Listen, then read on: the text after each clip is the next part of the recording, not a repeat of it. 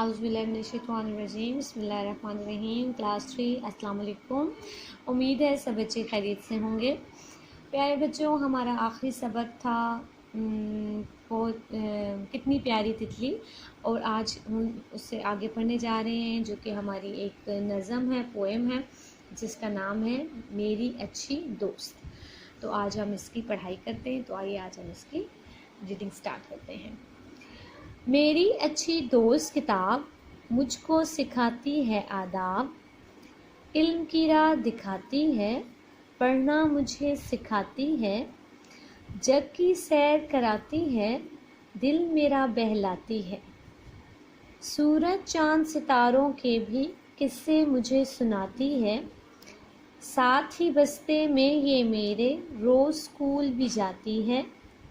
इसका जो भी हो जाता है उसकी ही हो जाती है ये, सच्ची पक्की बात है इसकी, बात अपनी मनवाती है ये। जिसने नईम इसे दोस्त बनाया उसने अच्छा साथी पाया। प्यारे बच्चों, ये सारी नज़म जो है वो एक किताब के बारे में है कि किताब जो है वो इंसान की बेहतरीन दोस्त है। किताब से हम इल्म हासिल करते हैं, किताब इंसान को इखलाक सिखाती है, आदाब सिखाती है। मुख्तलिफ़ कहानियाँ बच्चे पढ़ते हैं, किताब से ही पढ़ते हैं। जब कोई फ़ारिग होता है वो भी किताब खोल के पढ़ता है।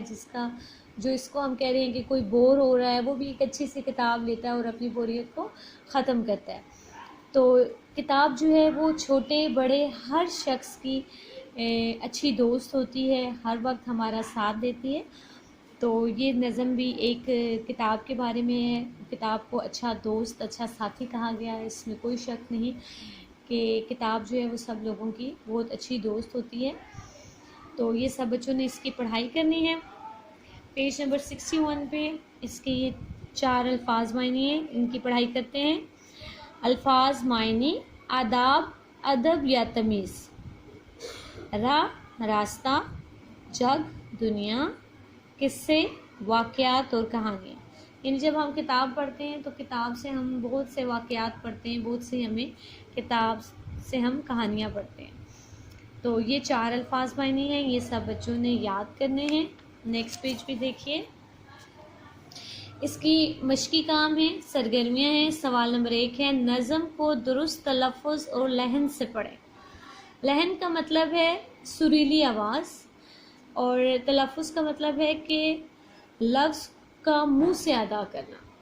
सही आपने लफ्ज़ को मुंह से अदा करना है और इसको सुरीली आवाज़ में आपने इस नज़म की पढ़ाई करनी है। उसके बाद बताया गया है मरकज़ी ख़याल। किसी भी तहरीर के ज़रिए लिखने वाला पढ़ने वाले को जो अहम बात समझाना चाहता है उसे तहरीर का मरकज़ी ख़याल कहते हैं। यानी जब एक चीज़ लिखी जा रही है, नज़म है, अब उसमें जो बात बताई जा रही है उसमें जो एक अहम बात समझाई जाती है या वो बात कहना चाहता है उसको मरकज़ी ख़याल कहते हैं।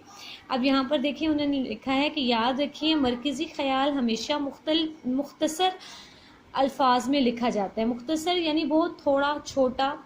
मसलन नज़म मेरी अच्छी दोस्त का मरकज़ी ख़याल इस तरह लिखा जा सकता है। अब इन्होंने मरकज़ी ख़याल लिख दिया है, इन्होंने मेरी अच्छी दोस्त का बता रहे हैं कि किताब इंसान की बहुत अच्छी दोस्त है। किताब इंसान को अच्छी अच्छी बातें सिखाती है। अब आप जो नज़म का निचोड़ जिसको हम कहते हैं, उन्होंने इस 2 जुमलों में इस नज़म का निचोड़ उन्होंने लिख दिया है। वो बता रहे हैं कि किताब इंसान की बहुत अच्छी दोस्त है और किताब इंसान को अच्छी अच्छी बातें सिखाती है। तो बिल्कुल यही बात है कि किताब हमें बहुत अच्छी अच्छी बातें सिखाती है। आज का काम हम यहाँ तक करेंगे। इसके 2 सवालात हैं, वो हम इंशाल्लाह कल कॉपी पर करेंगे।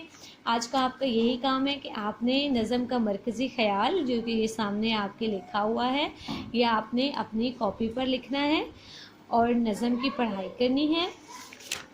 ये अल्फाज मायने आपने याद करने हैं। 4 ही अल्फाज मायने हैं, ये 4 अल्फाज मायने आपने याद करने हैं। जमात का काम आपका ये है कि आपने पढ़ाई करनी है और जो कॉपी पर आपने लिखना है वो आपने नज़म का मरकज़ी ख़याल लिखना है, जो कि ये 2 जुमलों में आपके सामने लिखा हुआ है।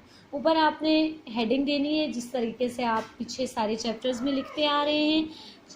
گھر کا کام لکھنا ہے، ڈیٹ ڈال کر نظم کا عنوان لکھنا ہے، پھر آپ نے نظم کا نام لکھ کر نیچے لکھنا ہے کہ نظم میری اچھی دوست کا مرکزی خیال لکھیے. اور یہ سوال لکھنے کے بعد نیچے آپ نے یہ 2 لائنوں میں اس کا جواب لکھ دینا. تو پیارے بچوں، آج کا آپ کے یہی کام ہے. سب بچوں نے اس کی پڑھائی کرنی ہے اور یہ کام لکھنا ہے. اللہ حافظ.